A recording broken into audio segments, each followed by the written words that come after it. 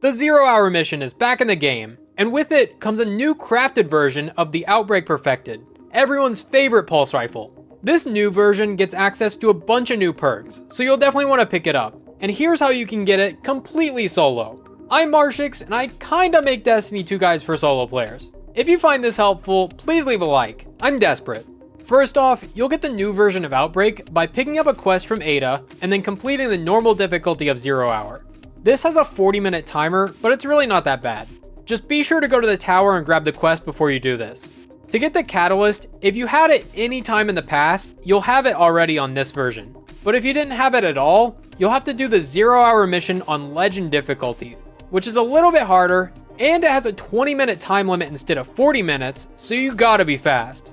While you can, in theory, do solo Legend, it is really difficult, so I recommend you find a team to do that with.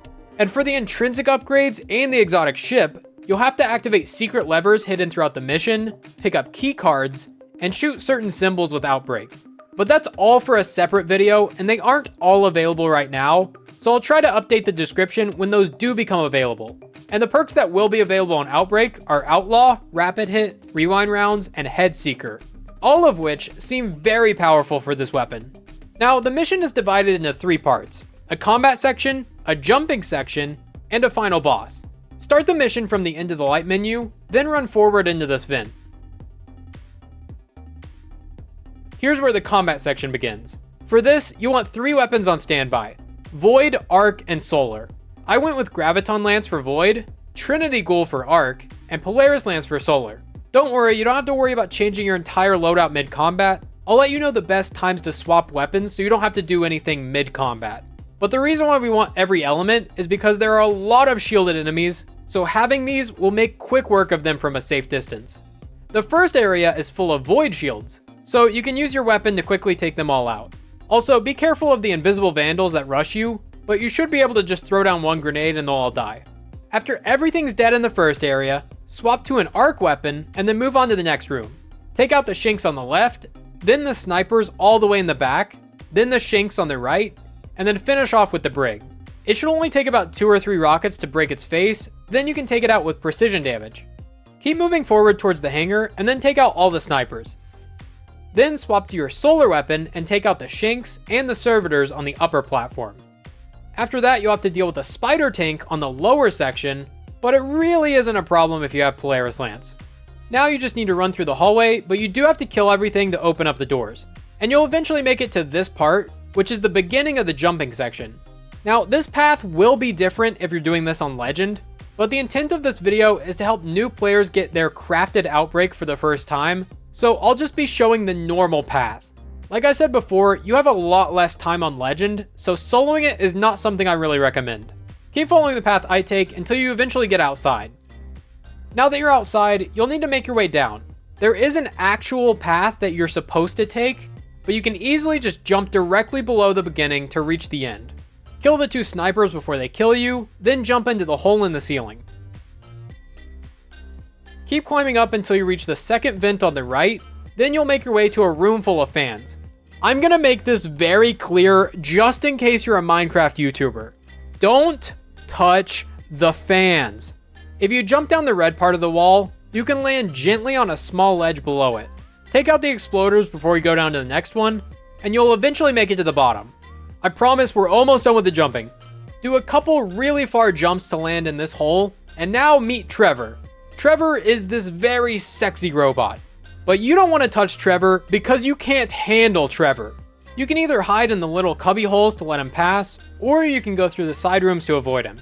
So the main goal for this part is to activate 4 levers. The room is laid out like this, with 2 levers on their left and 2 levers on the right. You need to activate all 4 and then exit through the top. If you go fast, there's a really simple path you can take to avoid Trevor the entire time. Guaranteed. Immediately drop down to this part, let Trevor pass initially, then follow behind Trevor to the first lever. Then head up to the second lever, then backtrack to the middle, where you can cross over to the right side and then activate the first lever on the right, then grab the second lever on the right, and then go straight to the end. If you did it perfectly, you'll see Trevor exit and go the other direction right as you make it to the end. Now just take one of the elevators up to the top, or mountaintop your way up there, go down the slide, but try to slow yourself so you don't die. Then the path forward is in the room on the left. Now in this room, look at the wall and you'll see a red line. This is the solution to the upcoming puzzle. Walk into the wall right here, and up ahead you'll see tiles on the ground. If you step on an incorrect tile, the entire room will catch on fire and you'll die instantly. So just follow the path that red line told you about. This may or may not change every week, so just do whatever it says. Also, fun fact, this is a flipped version of one of the old puzzles. Now, this big room is used for some of the extra stuff that I talked about earlier, but for now, just keep moving forward. Once you reach the rally flag, this is the beginning of the final boss encounter. Put on Polaris Lance if you have it, because it makes this way easier. You'll also probably want a rocket and a good special weapon like Mountaintop or Succession. Like the video, rally the flag, drop down the hole, then run to the back of the room. Start taking out the ads and destroy the turrets as soon as possible. Damage the boss a little bit, and then a servitor will spawn. Keep your distance with Polaris, and just slowly take it down, finish off the shanks, then start chipping away at the boss. This will send him over to the left side, and you can move up to the left stage for a better angle. Keep damaging him, and he'll continue to rotate throughout the room, and eventually spawn a second servitor. Take it out from the same spot, continue damaging the boss, then he'll rotate again to the other side, and then once more to his original location. From here, it's safe to stay as far back as possible. Keep damaging the boss with Polaris, and save your heavy because he will eventually teleport and call for reinforcements. 2 tanks to be exact.